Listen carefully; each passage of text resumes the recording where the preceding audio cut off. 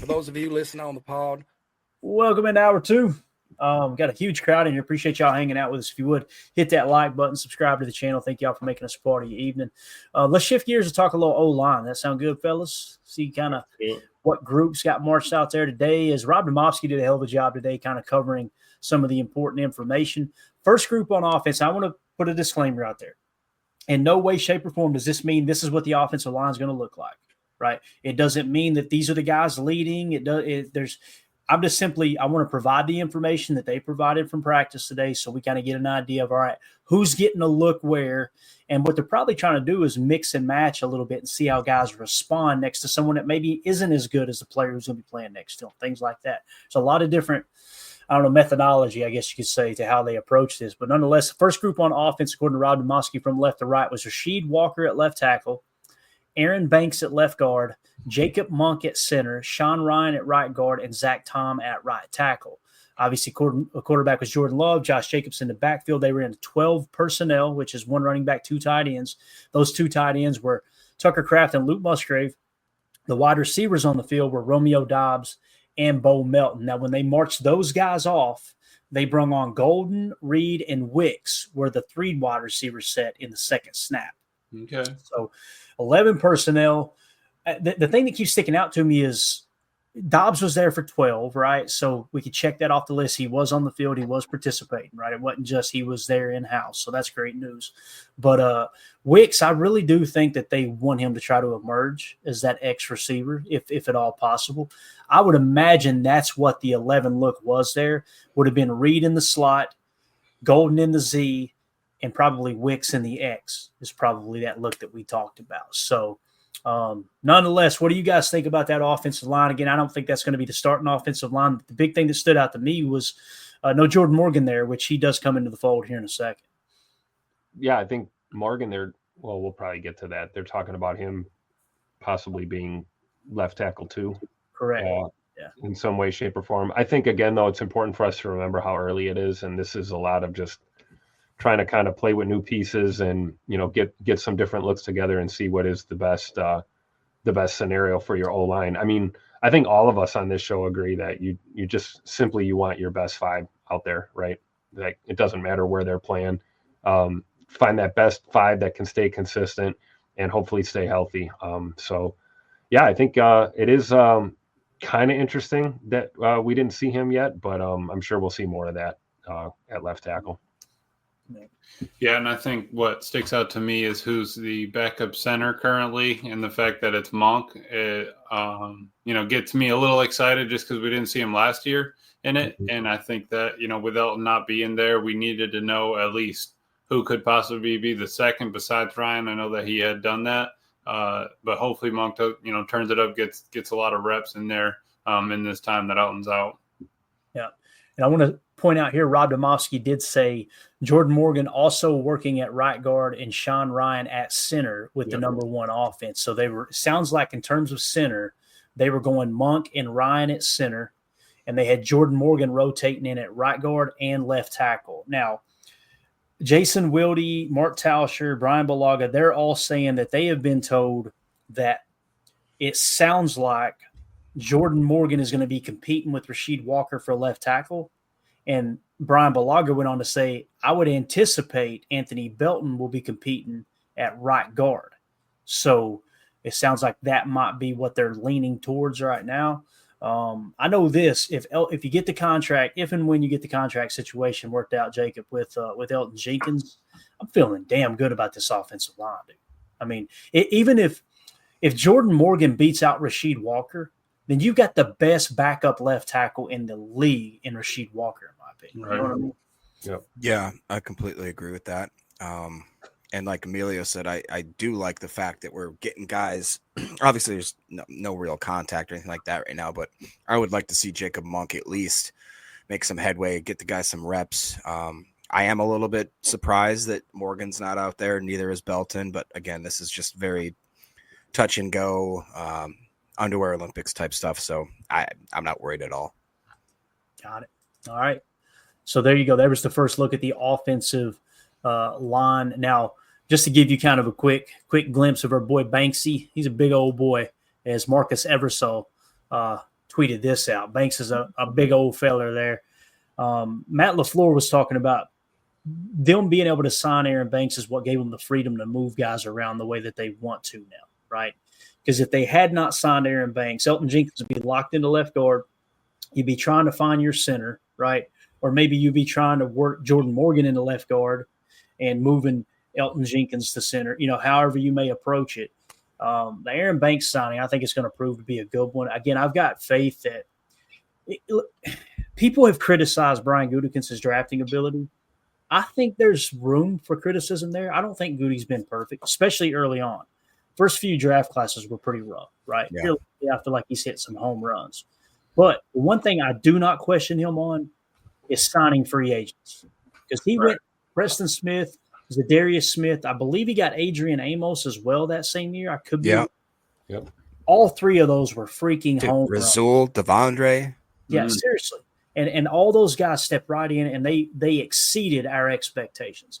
And then you go get Xavier McKinney, Josh Jacobs. That's crazy. So yeah.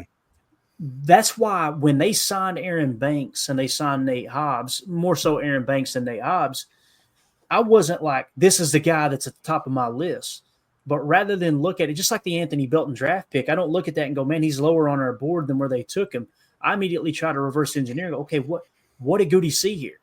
And my thought process with Aaron Banks, Emilio, it goes immediately to, all right, Goody knows how to sign free agents. There's no two ways about it. I would not be surprised if we look up at the end of the year and this dude is in talks for being a Pro Bowl left guard. I would not be surprised. He saw something in the size and his movement ability, whatever it was, Goody saw it. And I think that's where, I come back to the Elton point of, you're going out there and paying this dude.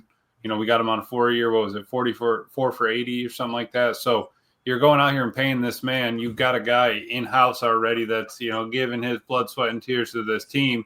We got to pay that dude as well because, he's just as deserving as bringing in a new guy. But the talent, like you said, of the free agency acquisitions have just been incredible from Goody.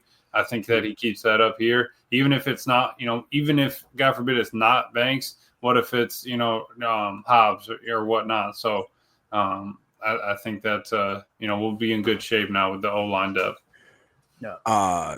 If you guys get a chance, again, I always want to plug any of Ryan's segments when they're really great. Again, this morning, it's always crazy because like it's in the off season, it's sometimes hard to figure out what the heck to talk about and whether or not it's interesting or not. Ryan seems a way to, I don't know if he's got the robots working overtime over there, but he did a segment where he basically was able to quantify and find a metric of GMs and they're drafting. I think he excluded the last 2 years just because you needed a bigger sample size, right? So he went back, I believe, to Goody's 2018 and then excluded a certain amount of GMs that were one and dones, that type of stuff. But he was able to find a metric that graded on where added value of where you drafted a player and then how much that player gave you over the course of their career. And I believe Goody was around like 13th or 14th in the league as far as that metric. But then you start looking at some of the players he had compared to, let's say, the Vikings, who I remember were at the bottom of the bin and like the 25th overall rank with Kwesi, the supposed draft expert, right? That was one of the main reasons that this dude got hired. It really does put in perspective. I really like that, the added value metric there. And Goody has gotten more value out of certain draft players specifically for their position, especially when you look at guys like Carrington Valentine, Rasheed Walker, 4th round picks. It's interesting. Yeah, definitely. Anything else you guys want to add? Actually, I think I've got one more tweet here from our friend Paul Brettel on offensive line. There may be something here. There may not. Just threw it up there because I've seen the offensive line mentioned. We'll get to defense here in a second, like we mentioned. Morgan at left tackle with first-team offense the second time through, so he did kick over to left tackle the second time through. Tim, if Jordan Morgan beats out Rasheed Walker at left tackle, that's great news for the Packers because now you don't have to pay Sheed next year. Sheed's going to get paid. Please, this isn't a knock at Sheed. People have seen the tape. They've seen how well he pass blocks. He's going to get a good little chunk when he is free agency if the Packers decide not to re-sign him. But an ideal situation would be Jordan Morgan returning to the position he played his entire life, left tackle, both through high school and college, and take over at left tackle. You got him on that rookie deal for the next 3 years. You move on from Rasheed, and you just keep the rotation, kind of rotating the young guys throughout the building. You know what I mean? I think that would be great if Morgan can beat him out. But I'll tell you this, if Rashid's the better player by the end of the training camp, go with Rashid. You know, Right. You might have to pay that man then. Because my question to you is, let's say it does go the first scenario way, you know, and we commit and we have no Rasheed Walker. If Jordan Morgan struggles or proves not to be the guy or deals with any kind of adversity, then what? Where are we going at left tackle beyond that? Right. And this is why we like versatile O linemen. You know, I agree with the sentiment that I'd rather see Jordan Morgan beat out Rasheed Walker at the left tackle spot as opposed to beating out Sean Ryan for right guard, because I don't see Sean Ryan doing much more other than playing right guard or maybe a little center for us, you know, down the stretch. So left tackle is interesting. I think if Morgan can step up and really prove that he's that dude, I think you're right, Clay. It would help this football team tremendously. Yeah, and let's say the worst case scenario happened, Emilio. Let's say Morgan takes over at left tackle and they move on from Rasheed Walker, and then Morgan ends up being a worse player than him. You've got that kind of ace in the hole with Anthony Belton, who played left tackle in college as well. I imagine that would be the next goal, would be to try to fit him in. I just don't think I don't think the way the Packers run their offense that left tackle is as important as most offenses, because they've been able to just, it seemed like plug and play. I mean, Rasheed Walker's a 7th round pick. Right. David Bakhtiari. He took over for Bakhtiari, who's arguably, you know, first ballot Packer Hall of Famer here for sure. But he was a 4th round pick, right? Yep. So it kind of I think he was a 4th round pick. It feels like left tackle is one of those spots with the Packers where they can almost just like kind of throw somebody over there and they're good. You know, I don't know what it is. It's almost like there's must be the stellar quarterback play we've had for the last couple of decades. Right. It's almost like there's more value placed at left guard and right tackle in Matt LaFleur's offense than there is left tackle. I don't know. Maybe I'm digging too deep there. Maybe. I was just going to say that the right tackle, I think it was on GM Shuffle, they were talking, just the right tackle has gone up in, you know, in notice and in need and everything like that. It's not just a left tackle league anymore. It's not like that where your quarterback standing in the pocket just blindside all day long. I think that you know, having a strong right tackle is almost just as important as having a good left tackle. But Rasheed's going to have to get paid, and we can only pay so many O linemen. We already got Banks in there. You're going to square away without, and you got to pay Zach Tom.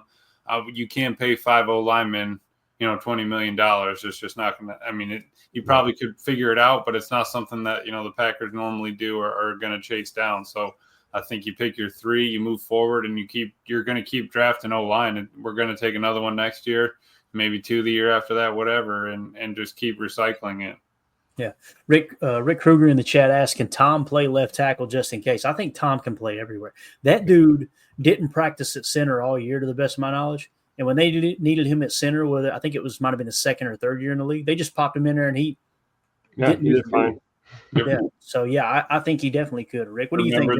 Remember the college days at center. Yeah, exactly. Yeah. I think that's completely fair to say. It is interesting to see the progression of where certain teams are going to place their quote unquote superstars. I think of like the Lions with Penei Sewell, if I'm not mistaken, that he was a right tackle, and they're like, we're not going to move him. He's great at right tackle. Just snap the ball, Zach Tom says, respect oranges. I just snapped the ball. I just snapped the ball. I would ask a question that I think is a fair one that comes from Too Old for This. He says, if Rasheed had been an early pick, are we even having this conversation? And that's probably not.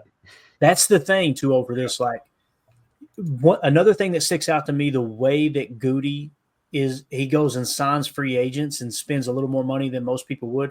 It tips his hand, and not in a bad way. He's telling you what kind of draft grade he had on those guys. Mm-hmm. I guarantee you he had a 1st round grade on Aaron Banks. And then he liked the tape that he's seen at the NFL level. He's coming from a system that's familiar, you know, with the way the Packers run their offensive line there, and kind of coming from that Shanahan tree. But yeah, I'm with you. I've thought about that many times. If there is a fault that Goody, and pretty much you listen to the GM Shuffle all the time, Emilio, I'm sure it's a fault for all GMs.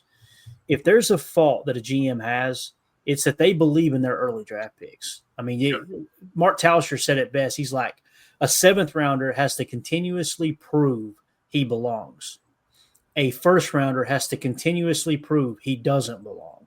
And that's the reality of how scouting and the draft and everything works. So I think there's some truth to that. I'm glad you pulled that up. Exactly it. And an old, or a late round player, he's got to get it done in special teams, if anything. You know what I mean? It's not like if you're an old lineman, yeah, you might have a shot there, but again, you're still on punt block, you're still on kick return, you're still doing all that sort of stuff. So I think that it's something that you need to get. If you can't get those reps, if you can't get time in that scenario and getting out there on the field, you have to make do on special teams. And I think that's where, you kind of see some of those guys making hay and getting on the roster. I mean, last year you lose a couple of corners that are older, but that were staples on on special teams. So I think that you can kind of make that there, but it's tough, that O-line there. Yeah, sure. All right. The other notable thing here from Paul Brettel was Ryan then moves to center, Morgan to right guard, and Walker at left tackle. So it sounds like it's Jordan Morgan and Rasheed Walker competing at left tackle, and it sounds like it's Sean Ryan and Jacob Monk competing for backup center. That's what it feels like right now. And again, this isn't training camp. This is, as minute of a competition as you could possibly have. But it's going to be fun. That's going to be one of the mini camp battles that Tim's going to have an eye on while he boots on the ground there at training camp. And offensive will be awesome this year, for sure. So, Yep. All right, let's now move along to the defensive side of the ball. And Matt LaFleur was asked about the pass rush today. Guys, listen, I'm not trying to toot our own horn, but anytime this happens, I want to point out, like, if we thought we were wrong on how we evaluated the pass rush and what the tape's shown on how they were rushing the quarterback, I'd be the first to say, man, we got that one wrong. It was bad, right? But from early on, it's like this pass rush is not pinning its ears back, right? Matt LaFleur was asked today, if you'll give me a screen grab here, Tim. I got an audio from Matt. And again, I'll try to get the volume as high as I can, guys. I apologize for everybody watching live. Matt LaFleur was asked about improving the pass rush this year, all right? And I want you to hear what he puts emphasis on. He could have said anything. He could have said, yeah, we got to close the gap and we got to hit home with the quarterback. We got to get more aggressive and get upfield quicker. We got to win our one-on-one back. He could have said all these things, right? Listen what Matt LaFleur said when he was asked on improving the pass rush. Where do you think improvement in the pass rush can come this year? Well, I think just some of the stuff that we've been talking over, I think the guys have a really good understanding of when we do rush for what everybody's responsibility is. I think that we're going to be a little cleaner in our rush lanes and not allowing big gaps up front to allow, whether it's quarterbacks stepping up or scrambling. So, as far as I can tell, the communication's been great. I think DC's done a great job. I was just talking to Kenny Clark about it, as a matter of fact, earlier today, and just in terms of the technique, the level of detail which he coaches, his ability to communicate, his ability to bring great energy to that room. So I'm looking forward to it, but ultimately there's a long way to go between now and then, and our guys got to continue to dig at all the little details of everything that we're trying to teach them. So, again, you can drop that down now, Tim. We'll just leave it up there. So, when he was asked about improving the pass rush this year, Matt LaFleur continues to put emphasis on rush lane integrity is essentially what he's talking about. How many times did we talk about this year? Like, you can see Kenny Clark playing a touch spot where he's not even going after the quarterback. Sure. You can see LVM playing patty cake on the outside but keeping his eye on the rush lane, right? That was the goal going in. Control and contain the run game. Shut the run down first and foremost. We finished second in the league in yards per carry allowed. And then we finished ninth. While doing that, we finished ninth in sacks on the year. I'm telling you, man, I'm just proud of the way we covered this and the way it's why you need to watch the tape. Well, and, I don't mean to call him out. I see it. I was just going to say. This is the perfect example. We might have the worst group of pass rushers in the league. It's unacceptable how poor the production is. We finished eighth. We finished eighth or ninth in the league in sacks, right? We had a legit top 10 pass defense. We had the number 2 run defense. Again, if you watch the tape, you will see it. I was mind-boggled seeing the former player, and I'm not going to say his name. He can't rush the passer. LVN, he just can't rush the passer. And I'm like, you're a former player. Like, you've got to be able – if a dumb redneck who's never played collegiate football, damn sure never sniffed the NFL, can see on tape, man, they're not really pinning their ears back here. It kind of looks like they're controlling the rush lanes. How the hell do you not see it? And you played in the league? Like, it blows me away, man. It absolutely blows me away that people still could not see that. And again, it's the box score readers. Typically, it's the Well, I mean, you look at where they're at. Look at what they okay. Anyway, I digress. I'm just saying it.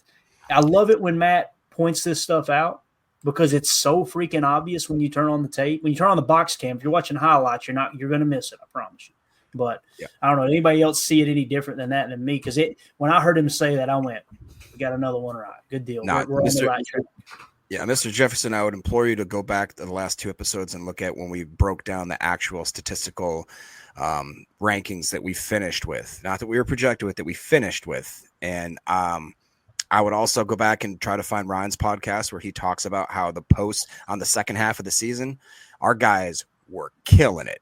Yeah, specifically, even guys like LVN, Gary, my boy Brenton Cox Jr., I'm talking they were over 15%, some of them over 18%. Some of our D tackles like Wyatt and I believe there's one other even were like cracking over 10%. And you're just like, okay. So I understand that maybe you don't feel that we had the type of defense that you would like to have as far as being a flashy defense. But like to Clay's point, being able to be second in run defense, as far as you can't stop everything. You can't stop everything, but then to be second in run defense and then 9th overall in sacks, I just don't. That's production, my friend. That is the definition of production. You want to be really good at both of those attributes, right? You want to be as good as you can. Your teams are usually going to be maybe a little better at one than the other. Some teams are more balanced, but it's hard to stop everything, man. That's what this game is designed to do, right? And defense is my favorite side of the ball. I think it's more difficult to play defense, especially in the modern game, the modern NFL, and you're constantly reactive. So it's really tough to shut everything down. It really is. Yeah, I think it's fair to maybe.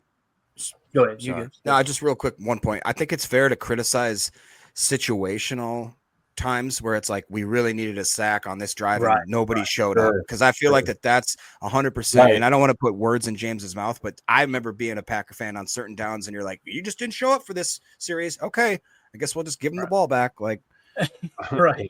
And I think that's what he means by deceiving, right? It seems seem deceiving because there are times when, the hell with gap integrity, we're teeing off, we're sending 5, 6, we're sending the dogs and still nobody gets home. I think that's where the frustration can kind of come into play, because you're not running a stunt, or you're not doing anything super crazy.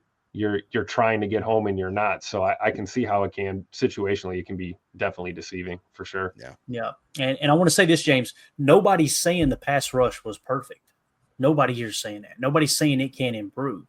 We're simply saying you've got to choose what you're going to stop. You can't be, first in sacks and first in run defense. Like, go look through history. It's if it happens, it's extremely rare. So, it's just like people who were screaming they wanted to play man coverage. You could play man coverage, and you could play bump and run and deter the short routes in the RPO game. You can do that. But what's the negative aspect? Your run defense is going to dip because your guys have their back to the ball playing press.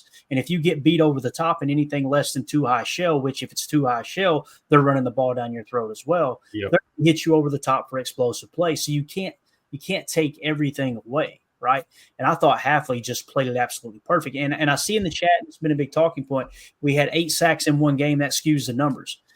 If we're going to play that game, then what we've got to do, guys, is you've got to go for the rest of the league and take the game that each team had the most sacks from their game and remove one game, and let's compare apples to apples. Like, the fact that we're looking at a game where we got 8 sacks as a negative blows my mind. Me and Emilio were in the stadium for that game. And I'm going to tell you why they ended up getting 8 sacks. Because they pinned their ears back because they got off to an early lead. Emilio, am I wrong? No, you're exactly right. And we were talking about that on the defense yesterday. It was just like the situational time where we were able to actually be in third and 13 or third and 15. How many times were we put in that situation where we could pin it back and go? Besides that, where everyone was screaming about stopping the run for years, and you're not happy with that, and you give up a couple of passes here and there, fine. But we got, and I think sometimes maybe when you wanted us to be off the field, maybe those didn't happen. But our defense got off the field more times than not, and did give our offense a lot of opportunity. I think that's where you kind of need to see that those numbers might not tell the full story. I remember, and it's a game of adjustment, right? It's a constant cat and mouse and game of adjustment. You take away a couple of runs, and you're going to get a check down, or you're going to get a check out or a can, and it's play action, and they're taking a shot. I mean, that's just how the game is. Hopefully, you can adjust and have your personnel where it needs to be. Yeah, and I remember looking at Mandy when we were down there at that game, and it was almost a halftime, and I said, one more score, and you turn the damn dogs loose. Like you're this close, right? Because you don't want to get too aggressive and let a team back in the game. If what you're doing is working, you just kind of slowly choke them out, slowly press in, right? Mm-hmm. J. Cole says there was one time in that Eagles game where Hurts had like 10 seconds in the pockets. I specifically remember that play. Pissed me off. I remember exactly what you're talking about, Jay. Yep. But on the flip side, if you were to play devil's advocate, it's like you're playing a lot of contain on Hurts because you don't want him to torch you. Like, I personally want Jalen Hurts to have to beat me through the air rather than giving him a rush lane where I think he ended up having a long run too, didn't he? I was going to say coverage must have been pretty good down the field if he was standing back there like Caleb Williams for 10 seconds, But I do remember one play where he broke out of the pocket. It's like that's what you're trying to prevent. And again, it doesn't mean that's all you key in on. Mm-hmm. And you're constantly trying to play the situation at hand, right? So and I know everybody in the chat. Right bumper. We're quarterback contained every single time, man. I'm not playing that game. Is that what this button's for, Emilio? Yeah. All right, cool. It's hilarious. All right, let's move it along here. We spent way too much time on the pass rush. But again, I thought it was cool that Matt said that, again, because it's not to go, we got it right. It's just it's nice when you watch the tape. And he said it all. It's just like the year before when they were, the media kept talking about, do you think you should play with more defensive linemen? And Matt was like, well, y'all are exposing yourself. Our outside linebackers are defensive ends. Like, y'all don't even realize that. Like, those little moments where, things kind of click. I think it's important to try to learn as a fan. I know I'm trying to learn every day. So up next, you got Matt LaFleur talking about Edgerrin Cooper. Give me another screen grab here, Tim. I think you know which one I need here. There it is. That's what I'm talking about. Here was Matt LaFleur talking about Edgerrin Cooper putting on 20 pounds of damn muscle and not losing any explosion.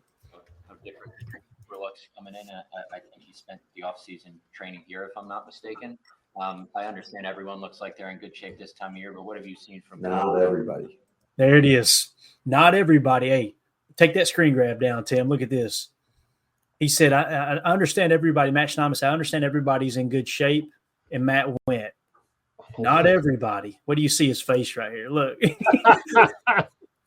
We might. Hey, you know what? Let me grab that one right now, Tim. We got us a new screen grab. We got to get that one.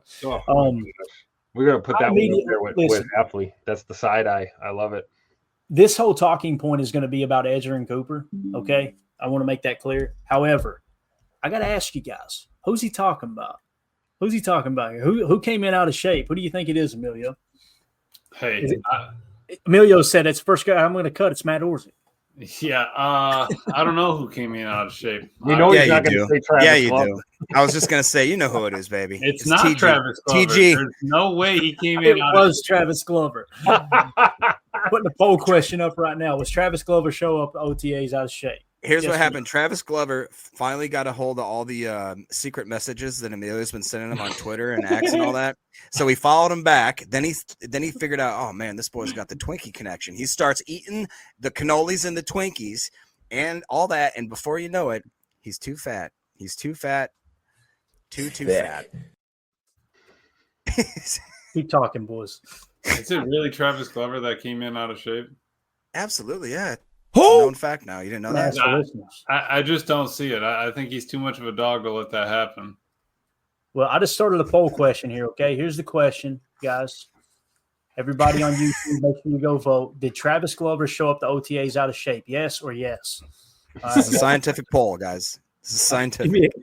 Give me that screen grab back, Tim. Let's talk some Edgerrin Cooper here, man.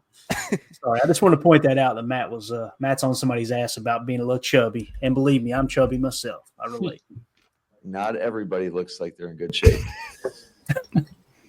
in these last couple months coming into year 2? Yeah, he is. We were talking about it earlier on the grass when we went out there, and just how much more he's so much more confident. Certainly, his body looks different. I don't know if you guys could tell, but he's like 240 pounds right now, and I think there was a time when we came back last year where he was like 220. So the added weight, and he still looks like he's moving as good as he did a year ago. So I'm really excited about him. Just his understanding of the detail of what he's supposed to do, and those around him, I think, are going to allow him to play that much faster, which is pretty exciting. I don't know about you guys, but I'm excited about Edgerrin Cooper putting on some muscle, man. 20 pounds of freaking muscle. And we got a video here as well. I'm going to pull it up. We'll just let it play in the background. They got him. And to that point, Clay, Quay Walker and Edgerrin Cooper only had one start together. Yep. One start, and it was the playoff game against Philly. It's like if as both of them as starting backers. Are you serious? One start? Yeah, Is one start. Is that real? Yeah. I didn't even know that. One start all season together where they're both starting linebackers, where they both are on there as starting linebackers, because Cooper was hurt on and off. He didn't even start taking starts until, mid later on in the season. That's when Quay got hurt. Then, you had Eric Wilson blow up for a couple games. Everybody thought he was going to be amazing, and he was going to be the savior. So I'm really, really excited about that inside backer. Speaking of Quay, we're looking at the inside group here. Where's Quay? I didn't see him on Schneidman's list today. Tim, why do you got to do this to him? He was there, but I thought he was under the designation of recouping or rehab group. recovery. Okay, rehab group. Rehab group. okay. Fairly sure. Because I know some of the defensive reps, they were saying that it was McDuffie, Cooper, and Tyron Hopper. Yeah. And You Welch. see What do you guys think about Welch? I love Welch. I hope he makes the team, but I Me got my too. hopes up last year and it didn't happen. So Yeah. Good practice squad guy, Tim. yeah, What about probably. Cooper, though? Look, I mean, you can see it in Cooper. My man is thick. Yeah. And I just want to point this out. Look at this poor bastard right here. I thought that was Jacob. He's like, oh, God. You see, You got to hold the back of the dummy because they can move a 4-person blocking dummy. We need a guy to hold anchor. Let's hear Cooper hit this a couple times. You want to? Let's crank it up here. See what we got. Oh boy. Oh, yeah. That's what Hopper out there. Give me a water Almost cooler, picked too. Tyron Hopper up. Yeah, I'm excited about it. I think he's going to be a dog this year. I'm telling you, I've been watching the Packers probably a lot, not near as long as everybody hearing my voice. I've been very vocal. I've become a Packer fan right around 2002, 2003. And which is funny, it's 23 years now. It's crazy how fast. It seems like it was yesterday, my first time at Lambeau. But I have never seen them draft a linebacker where it's like, as soon as he gets significant play time, you go, oh, this is different. I've never seen an inside linebacker. The closest thing I've seen is Clay Matthews. But obviously him being an edge defender, it's totally different, right?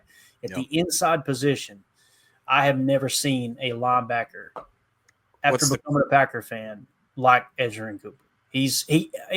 I'm trying not to overreact, but the stuff that he did both on tape and you look statistically, the havoc, all the stuff this dude looks like if he continues to improve and he stays healthy, he's going to be a Fred Warner type player. I believe that. And that's crazy to think about. Though you got that in the second round, and for everyone that's critical of Goody and rightfully so for the early draft classes, boy, he knocked that one out of the park. I agree. All 32 teams passed on him, Jacob. You know what I mean? Mm-hmm. And I remember that draft. Obviously, we did our research. I wish I could sit here and tell you that Edge Cooper was my number one. I think I had him as my number 2 or 3. But situationally, because of like just some odd injuries to the other guys, and he just, for whatever reason, I didn't give him enough due diligence. And like you said, I would argue the closest thing that we've had to a rookie linebacker, coming in and producing the way he did, AJ Hawk. other than that, I don't think there's anything even close to it for 30 years. Maybe more. Maybe you got guys like Nick Barnett. Maybe I had some hopes for it a while. I remember when Desmond Bishop flashed for a while, but like that's all I can remember. There's not many, Bryce Pop. Remember going back that far? Exactly. Good old Bryce Pop. Braden Fielding in the chat said, I didn't want to steal your idea, Clayton, but I stole your idea. I got the away Cooper jersey today with the Michael Myers patch on the way. Nice. Hey, let's create a trend, Braden. I'm going to do the same thing, buddy. I'm going to get it on the way and get the Michael Myers patch as well. Mandy's already got it in the cart. Don't worry, Clay. She got it. See, that's how Mandy operates. She's like, if I buy him a $200 jersey, then I can spend $600 somewhere else. Smart. She's smart. It always triples. It always triples, no doubt. But I am excited about that interior linebacker, man. We got the new coach, right? And as well, Greg Cosell always says the speed of your defense is based off your inside linebackers. That's where that's where the speed can be maxed out and capped. And I think that we saw having that ability and speed with Cooper last year really opened up the defense. And let's see him and Quay starting together for 18 weeks. Yeah. Yep. All right. One last thing here is we're already over on time. Appreciate everybody hanging out with us, man. This has been a fun episode. I can't wait for training camp. Our live coverage of training camp is going to be great. Wanted to talk about the first team group here, as Rob Domowski tweeted out. First group on defense and the base defense, your base 4-3, was Gary and LVN at edge, and they had Wooden and Wyatt in the interior. Again, Wooden's not going to start over Kenny Clark. We know that to be the case, but it kind of does make you think maybe Wooden is the guy who's, leading the charge and that maybe the guy who's going to take over for TJ Slayton type thing. Could be the case. He was a higher draft pick than Carl Brooks, although I would say that I felt like Carl Brooks performed better than Kobe Wooden, and Kobe Wooden battled injuries. But I think Wooden might be one to watch for here. And again, you guys know how I feel. I wanted a 3-tech. I wanted them to go and get a 3-tech and somebody they could rotate in, whether it's play them 1 or 2I, being that kind of that versatile guy, that guy moving forward as Kenny moves on. It probably won't be here next year, I would imagine. That's one that I don't have a lot of hope in Wooden, but maybe they're giving him every opportunity to prove he's taking the next step. At linebacker, they had McDuffie, Cooper, and Hopper, right? Which, as you guys pointed out, Quay, it sounds like he may have been with the rehab group. At cornerback, they had Nixon and Hobbs, all right? And then at safety, they had McKinney and Williams. Now, they said that when they went to nickel, Hobbs went to the slot and Valentine came in on the outside. Let's go. Here's the big noteworthy point here, though. And I'm with you, Tim. I'm a big Valentine guy. He proved he won me over last year. It sounds like Bullard, and again, it's early, and I started the whole show with don't overreact, but it does kind of sound like Bullard's slipping to the back a little bit, right? Don't say that. Yeah, I think they want him to be a safety so bad. It sounds like it, right? They really do. They want him to be that guy, but I mean, there it is in the nickel. Hobbs bumped inside, and Valentine was at right cornerback with Nixon staying outside. So there you go. Wow. Yeah, I'm just saying he's Bull's up against he's up against Evan Williams. He's got Xavier McKinney back there. I mean, we got Zane Anderson. Yes, he's real. Yeah. There's some talent in the safety room. We know about Goody's magical offseason of completely gutting and flipping that room.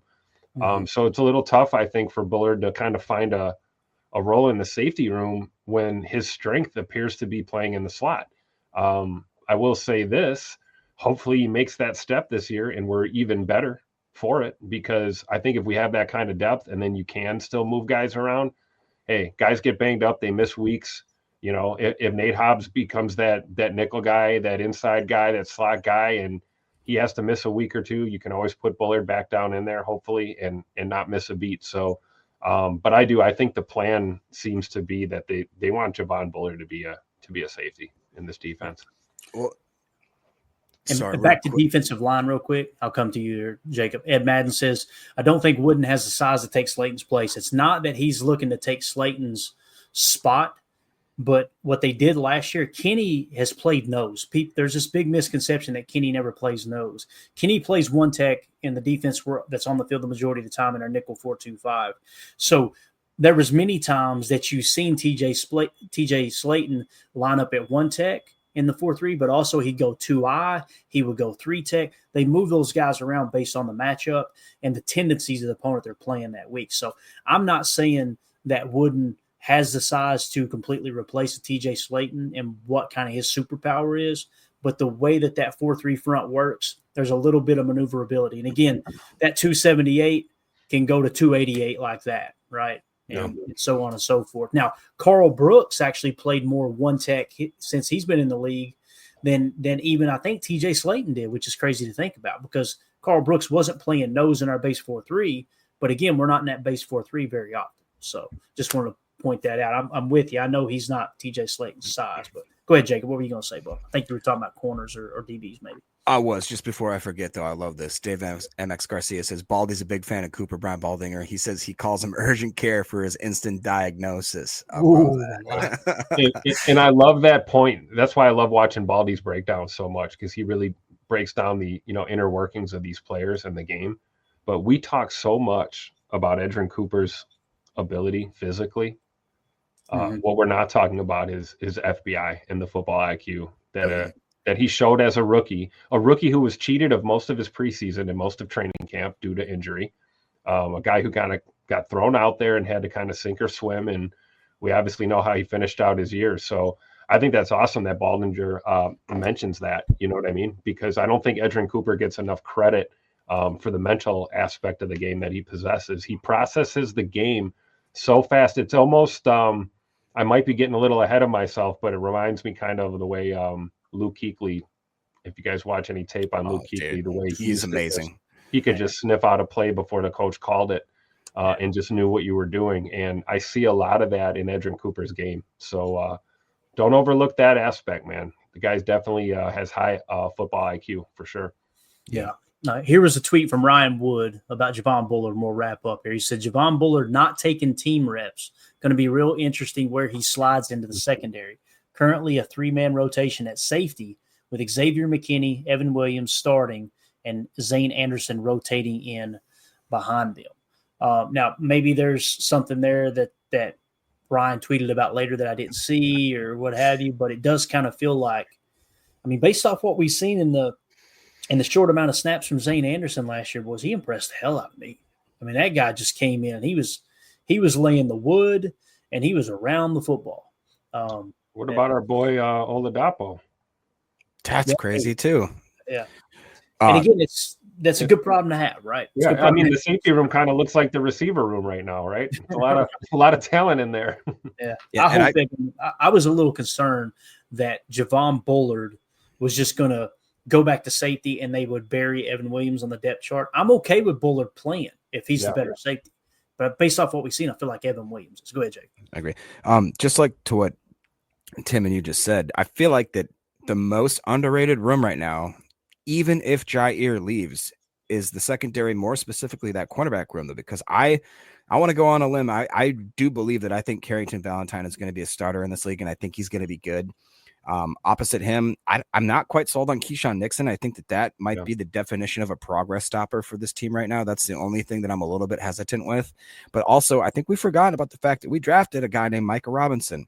Like Tim says, we have guys from last year, Mr. Kalen King, who people have talked about and said, hey, man, don't sleep on him. He's actually doing well. His DB's coach went out of his way to say, hey, he's definitely improved.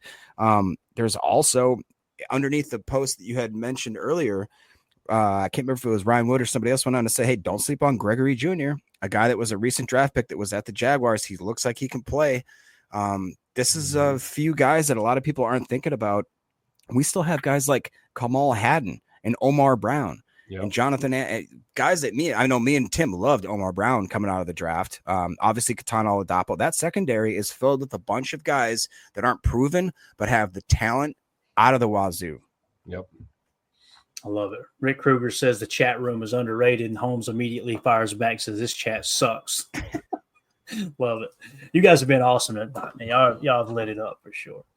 We're way over. Anything else y'all want to hit on before we wrap up, fellas? Anything at all? No, that was great, and great points by Jacob there. Just kind of putting a bow on the secondary talk.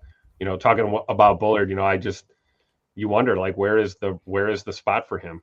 You think maybe if we lose Jair, if Jair is not a Packer, does Bull move over to corner? But it's like we talk about the coverage skills, right? We talked about things that he needs to improve in his game. So it's like I feel like the best foot forward for a guy like him is safety, but he's in a talented safety room. So bottom line, again, I don't want that staff's job trying to get this down to 53 guys. Good luck. Good luck trying to figure out who stays and goes. Yeah, and I feel like Bullard played his best football in the slot personally. Yep. That doesn't mean he should play in the slot this year. And, because you got Nate Hobbs, and if they see him as, hey, that's the slot corner, that's the slot corner. But I feel like he played his best football there. But again, man, it takes time. It takes time for these guys to develop and kind of come into their own, Yep. What year I get so caught, like once we move on from the draft, I don't see these guys as rookies or what year they're in now. What year will this be for Javon Bullard? Remind me. This will be his second year two. Yeah. So there's been so many great players in the league that it took that. Trey Hendrickson, the big, everybody's in love with Trey Hendrickson. He's just, the sack king and blah, blah, blah, blah, blah. His first 3 years in the league, he was cheeks. So I've got to slow down. I'm speaking to myself. I got to slow down, stop trying to, not that I'm trying to write people off, but it's just, you move on to the next best thing. You just kind of bury them and move on, right? It's definitely not the right way to do it. So anyway, the right way to support what we do here at Packers Total Access is check out our Patreon group, patreon.com/Packer Fan Total Access. Make sure if you are interested in becoming a member, there's multiple tiers, but the $3 tier gets you everything. We're going to be doing a giveaway this Saturday, giving away an autographed Lucas Van Ness rookie card. Okay.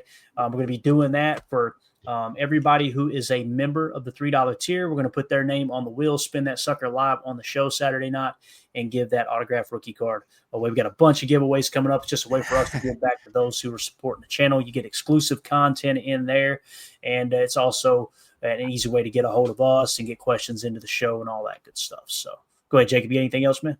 Well, Holmes wants to know what were the poll results. Let's look at the poll results real quick. And that is not the end total of Jacob's tip jar after a shift at the office. Not those poll results, right? Well, no, we do not want to see those poll results. That poll needs to be cleaned. I promise you that. Promise you that. All right, let's see. I think we got it right here. Let me get the screenshot up. We've got the poll results in. I wish Emilio was here so we could bask in the glory of how this poll went.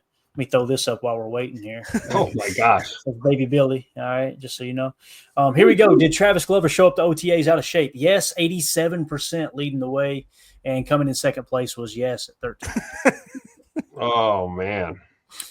Sorry, Emilio. People have spoken. It was the freest and fairest election of all time. The safest election of all time. I'll just say this.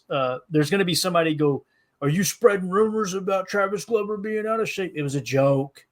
If you're new here, Emilio he's got like 16 Travis Glover jerseys. He's got the action figures. He's tore the heads off of G.I. Joe figures and put a little picture of Travis Glover on. He's really weird about Travis Glover. So it is what it is. But all right, that's it. We're out, guys. We'll see y'all tomorrow, most likely same time, 6:30 p.m. Central, unless something changes. We'll be back here to talk more OTAs, man. It's a fun time of the year for sure. Cannoli Glover, Clint said. Everybody have a great night. As always, let's go out and be the change we want to see in the world. Go back. Then we go. We out. Bye, guys.